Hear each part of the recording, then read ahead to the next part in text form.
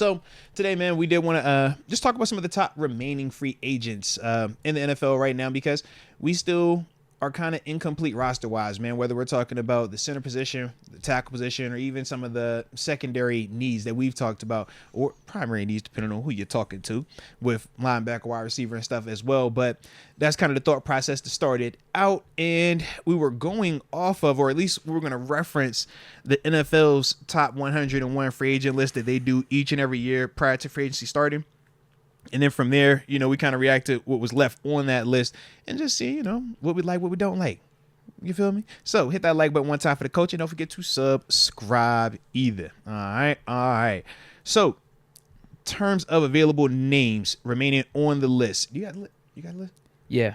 All right. So I would say, man, just read just the name just to start them off, and then from there, man, we'll kind of like just live react to them. How about I go from 101? Oh, you got to the top guy still. Go ahead and cook then, Deke. Go ahead and cook. So obviously 101 of these free agents aren't still available, but here's the list of who still is out of the guys that they ranked this highly going into the offseason. At 101, they have Michael Thomas. At 100, they have Dalton Reisner. Okay.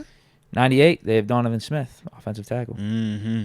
At 95, they have Emmanuel Ogbah, edge rusher. Yeah. Miami. 94, familiar name, Akello Witherspoon. That's your mans. Yeah. Tough ending here, but he had his moments. Andrus Peat at 92, offensive guard. Yeah.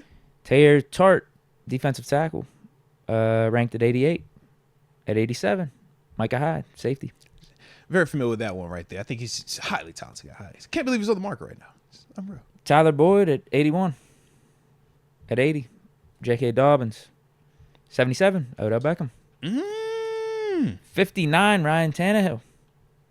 58, Adoree Jackson. Shout out to Adoree one time. 55, Steven Nelson.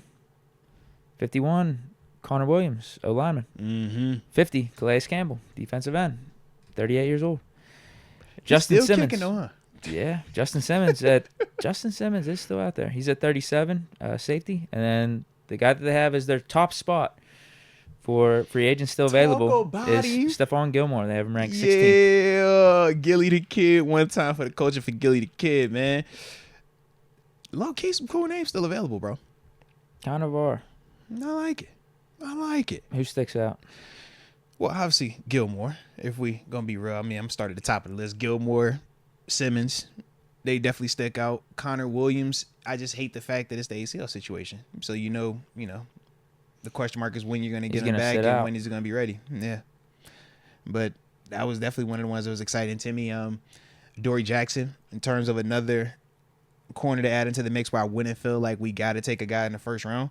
I think Adoree could definitely give me that, whether you're talking high-end ability, whether you're talking just his style of play and his experience too, man. So that's one of the ones that I definitely think in our situation right now, you talking about him as your third guy potentially or second guy. Well, that's what I wanted to ask. Yeah. So say they get Stephon Gilmore or Adoree Jackson. Yeah. How do you have the cornerbacks situated? So if I have Gilmore, I'm straight. You're bumping Dante in the inside? Dante's going to be the inside guy. And then from there, I guess you can mix and match a little bit, but that'll be where they're at predominantly. Yeah, because to me, Gilmore's going to be my outside guy. JPJ is my outside guy. So when I'm getting that nickel look, I want Dante Jackson on the field. I'm going to try to see if he can handle that role. But worst case, I still feel like I have three very, very, comparable dudes on the outside that I don't have to worry about that position right now. So in terms of the draft, I don't feel as pressed on feeling that need in the first 2 rounds if I have a Gilmore here. And to an extent, if I have an Adoree Jackson, I just think with Adoree, it's a cheaper version. So because it is cheaper, it's not going to be as good as a Gilmore. But Gilmore's going to cost more because it's Gilmore.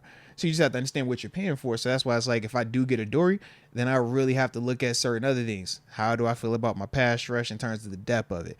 Not just my outside linebackers, but these interior D linemen. If Cam were to go down because he is getting older, we know he missed some time last year. How do I feel about the backup to that? Keanu Ben, okay, if we're going to expand his role, do I still feel like I got enough pieces around that could offset Adoree being back there with Dante Jackson versus it being Stephon Gilmore back there with Dante Jackson? I think like that would kind of be how my mind would start to shift to it a little bit.